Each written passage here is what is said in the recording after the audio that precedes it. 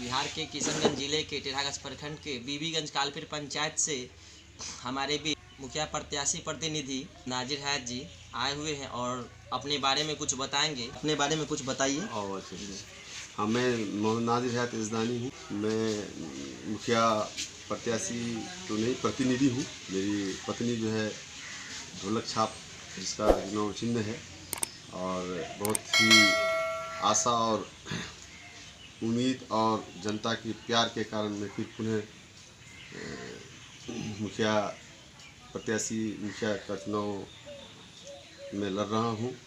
और ये एक हमारे नॉमिनेशन के दिन से ही एक आशा और उम्मीद और प्यार हमारे साथ है सबका, और मैं आशा करता हूँ कि मैं फिर जो है पुनः अपने कार्य व्यवहार और अपने कार्यकलाप के अनुरूप मैं फिर पुनः मुझे भारी मतों से लोग विजय बनाएंगे। सर, महिला सशक्तिकरण को बढ़ावा देने के लिए सरकार ने आरक्षण लगाए थे, तो पति द्वारा प्रचार प्रसार क्यों नहीं? वो देखिए, प्राय ये पूरे बिहार की एक समस्या है, ऐसा नहीं है। जहाँ पे एक तो हम लोगों के यहाँ विशेष रूप से जो मेरा पंचायत है कालपीर बीबीगंज, ये 4 नदियों की गोद में है, जो आवागमन बहुत ही मतलब दुरुस्त नहीं है, जिससे कि आमतौर से लोग आ सके जा सके। नदी नाला है जो, इसके कारण जो है आवागमन ही एक बहुत मुख्य नहीं घूमने का, जो प्रत्याशी का घूमने का कारण है मेरे समझ से। जी सर, तो यही जो आगमन आपको आने जाने में जो परेशानी होती है, ये सब परेशानी तो आप देख ही रहे हैं। जी, तो ये सब परेशानी को आप 5 साल में रह के कुछ तो सुधार करना था सर। जी जी जी, ये तो देखिए, मैंने क्या कहा कि 4 नदियां ऐसी है जो हमारे कार्य क्षेत्र से बाहर की बात है। मैंने इसकी मांग किया है, जैसे सिरपुटला सातगाछी के बीच में 170 मीटर का मैंने पुल का एक मांग किया है, जो लेटर पेड के द्वारा मैंने सरकार को लिख के दिया है। और एक रोड जो है सातगाछी से लेके बीबीगंज टोला तक मैंने दिया हुआ है, मैंने मांग किया है। और एक जो है मुख्य रूप से मेरा जो बीबीगंज 2017 में जो बाढ़ से प्रभावित होकर के, हमारा नदियों के गोद में रहने के कारण मेरा पंचायत मुख्य रूप से बाढ़ से बहुत ही प्रभावित होता है, और इसके कारण हम लोग बहुत पीछे हैं आवागमन के क्षेत्र में। तो सर, बाढ़ आप तो देखते हैं कि बाढ़ हर साल आती है, तो इसको रोकने के लिए सरकार द्वारा बोल्डर की तो व्यवस्था करवानी चाहिए। बिल्कुल। मैंने 2017 के बाढ़ के बाद भी या 2017 से पहले बॉर्डर एरिया से सरकार का ये एक योजना थी, जिसका बल्कि सर्वे भी हुआ था। हम लोगों ने बहुत सारी उम्मीद बना के रखा है सरकार से, अब तक उम्मीद बनी हुई है कि चारघरिया पुल तक जो है सरकार की एक योजना बनी थी कि दोनों तरफ से तटबंध बन जाए, ताकि नदी वो अपने एक ही धारा पे चलते रहे और लोग बाढ़ से प्रभावित न हो। सरकार की ये योजना है, लेकिन अब तक वो योजना का एक सर्वे हो करके अब तक उस पर कोई कार्य नहीं हुआ है। मेरा मांग है कि जल्द से जल्द हम लोगों को इस कार्य करके हम लोगों को एक बाढ़ से जो हम लोग बार बार प्रभावित होते हैं, बार बार क्षतिग्रस्त होते हैं, बार बार।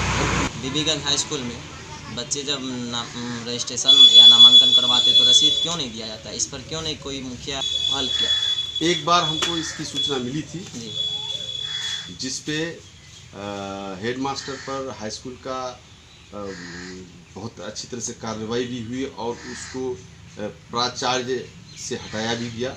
लेकिन मुख्य रूप से हाई स्कूल का जहाँ तक सवाल है, वो मेरे अंडर में नहीं आता है। वो उसका सचिव या सेक्रेटरी जो विधायक होते हैं, और विधायक भी इस पर, विधायक जी को चाहिए कि इस पर और ज़्यादा से ज़्यादा। हम लोगों ने तो जो हुआ, हालांकि अभी हाल ही में एक बात हुई थी, ऐसी घटना घटी थी जिस पर कार्रवाई के रूप में या उसको पनिशमेंट के रूप में उसको क्या किया कि प्रधानाचार्य से हटा के उसको सहायक में लाया गया और प्रधानाचार्य का प्रभार किसको दिया गया।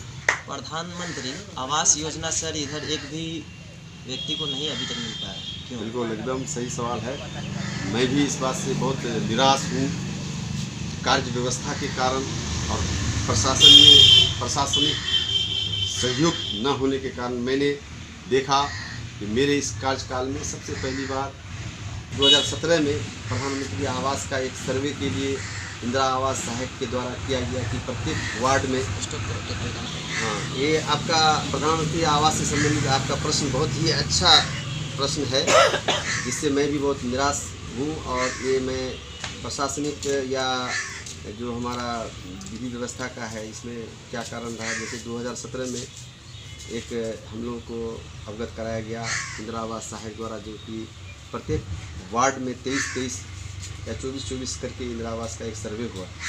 लेकिन वो सर्वे हुआ, उसका जियो टिकिंग हुआ, और मैंने अपने अपने वार्ड में सबको कहा कि भाई जो योग्य है, जो गरीब है, उसका आप लोग वार्ड सभा द्वारा चयनित कीजिए। जिसका चयनित भी हुआ है वो इंदिरा आवास सहायक द्वारा उसका जो है जियो टिकिंग भी हुआ है। लेकिन अब तक 2017 से लेके अब तक जो है ना उसका अभी पेमेंट जो है ना हुई। और अगले वर्ष जैसे हम लोगों ने सोचा कि भाई 2017 में आया है, फिर 18 में आएगा, 19 में आएगा, तो धीरे धीरे सभी लोगों की आवश्यकता पूरी होगी। लेकिन अब तक 2017 ही में जो आवास हम लोगों को आवंटित किया गया था उसकी सूची मैंने वार्ड सभा द्वारा अपने वार्ड को मेंबर्स को कहा कि आप अपने वार्ड सभा द्वारा उसको चयन करके ग्राम सभा से पारित करके उसको देना है। वैसा किया गया, लेकिन परंतु अब तक वो 2017 का ही आवास अब तक लोगों को ये 23 का जो सर्वे हुआ था अब तक नहीं मिल पाया है। इसमें मेरे कार्य क्षेत्र से बाहर की बात है, मैंने वीडियो से या प्रशासन से इसका सवाल भी किया है और अब तक जो है वो नहीं हो पाया, जिसके कारण। सर तो इधर हमारा बीबीगंज कालपीर पंचायत में पशु सेट भी अभी तक गायब। जी बिल्कुल सही बात है। पशु सेट का कारण क्या हो गया कि हम लोग कुछ बाढ़ प्रभावित क्षेत्र के होने के कारण जब समय मिला कि हमको करना चाहिए, फिर बाढ़ के कारण, फिर लॉकडाउन के कारण नहीं हो पाया। मैं अभी अपना जो इस बार जो मैं चुनाव लड़ रहा हूँ इसमें मेरा सबसे प्राथमिकता ये रहेगा कि मैं घर घर पशु शेड का निर्माण कराऊंगा, और ये मेरा निश्चय है और मेरा ये परम सत्य है कि मैं इस पर पूर्ण रूप से विजय पाऊंगा। और मैं हर घर को चाहता हूँ, क्योंकि हर पब्लिक का, हर जनता की एक सवाल है। मैंने हर गली, रोड, लाइट का व्यवस्था जो भी हुआ, जहाँ तक संभव हुआ मैंने किया। इसका कोई नाम नहीं होता है, हर व्यक्ति का कहना होता है कि मुझे क्या मिला। तो मैं एक तोहफा ये हर घर में देना चाहता हूँ एक बार, कि घर घर में मैं एक पशु शेड जरूर दूंगा। बहुतों का राशन कार्ड नहीं बना। देखिए, राशन कार्ड का बहुत अच्छा ये सवाल है। राशन कार्ड का बहुत अच्छा सरकार द्वारा बहुत अच्छा विधि व्यवस्था किया गया कि ताकि किसी का भी राशन कार्ड न छूटे, किसी का ऐसा हो कि राशन कार्ड ना बने। ये सरकार की तरफ से बहुत अच्छा व्यवस्था है। क्या व्यवस्था है कि वार्ड को पहले दिया गया, पहले तो वार्ड और मुखिया को कहा गया कि आप सर्वे करके किसका राशन कार्ड है नहीं है वो आपको बनवाना है। फिर उसके बाद हमारे यहाँ फिर पता नहीं एक प्रशासनिक एक चिट्ठी निकली, उसमें साफ स्पष्ट किया गया कि मुखिया और मेंबर द्वारा नहीं बनेगा राशन कार्ड, वो जो है जीविका द्वारा बनाया जाएगा। तो ठीक है, जीविका द्वारा भी बनाया गया। तो इसमें भी अगर जहाँ कोई प्रॉब्लम हुआ, अगर हमसे कोई संपर्क किया, मैंने उसको सुझाव दिया कि ऐसे से बनेगा। और फिर RTPS सब जगह खुल गया है। अगर जिसका नहीं भी बना है तो वो अपना स्वयं उसका जो एक प्रपत्र होता है भर करके आप RTPS द्वारा, चूँकि ये अभी ऑनलाइन होने। सर नल जल योजना जो अभी तक लग गया है, पानी क्यों नहीं आ रहा है? हाँ, बहुत सारे हमारे साथी ऐसे प्रत्याशी साथी हैं जो जानते हैं, जहाँ तक उसको बताता है कि जहाँ तक नॉलेज होगा, जितना जानेगा उतना बताएगा ना। जी। हमारे बिहार में 8400 पंचायत है। यहाँ पे लगभग कमोबेश 5100 पंचायत को मुखिया और वार्ड सदस्य द्वारा इसका प्रभार दिया गया, जो स्वयं नल जल का काम किया। लेकिन हमारे एक सीमांचल या 3200 पंचायत से इस योजना को, नल जल योजना को पंचायत से छीन लिया गया।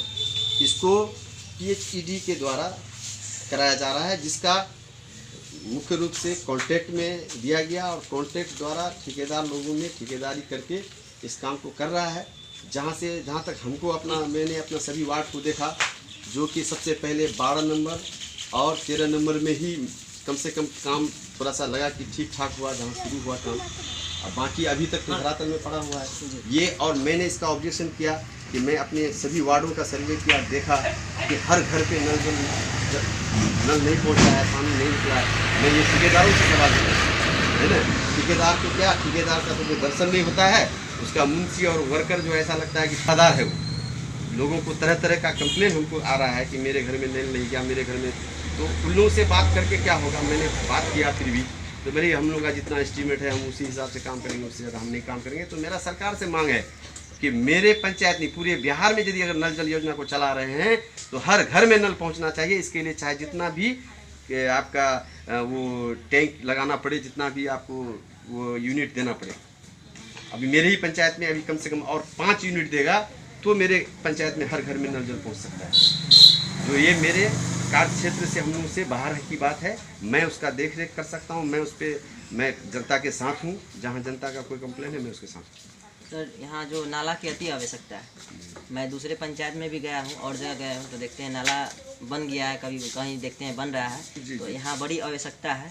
बहुत लोग रोड पर ही पानी फेंकते हैं और जाने आने में बहुत आदमी को तकलीफें होती है। तो सर यह परेशानी कब दूर होगी सर?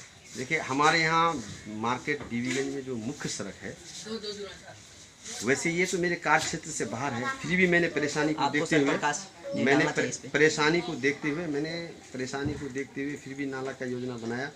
चूँकि आप बीबीगंज मार्केट प्रदीप जी के दुकान के सामने में देखिए, कहीं पे भी 32 इंच का जगह हमको नहीं मिल सकता है। अगर मिलता है तो फिर प्रशासन द्वारा उसको जो है जो अतिक्रमण को हटाया जब तक नहीं जाएगा तब तक नाला यहाँ मार्केट में संभव नहीं है। और अतिक्रमण ही के कारण आज हमारा बीबीगंज मार्केट बाधित है। रोड सड़क में आज जैसे फसाद का जो घर के पास जो पानी लगता है वार्ड नंबर, कई बार मैंने इंजीनियर को लेकर नापा। उसके अलावा फिर जो है एक आवेदन मैंने दिया है कि वहाँ वार्ड नंबर 8 से लेकर के पूरा 9 तक जो है सड़क का जो चौड़ीकरण होगा तो उस समय में जो है हम लोगों का ये मांग रहेगा कि वो जो है उस योजना में इसको जोड़ा जाए। हर जगह मुख्यमंत्री सड़क बनता है, प्रधानमंत्री सड़क बनता है, दोनों साइड से नाला होता है, तो मेरे यहाँ भी होना चाहिए। जी होना चाहिए। ये मेरे कार्य क्षेत्र से बाहर की बात है, लेकिन फिर भी मैंने इसका मांग और प्रयास में हूँ, मैं करूँगा और मैंने दिया भी है, उसमें दिया भी है। भारत माता की जय।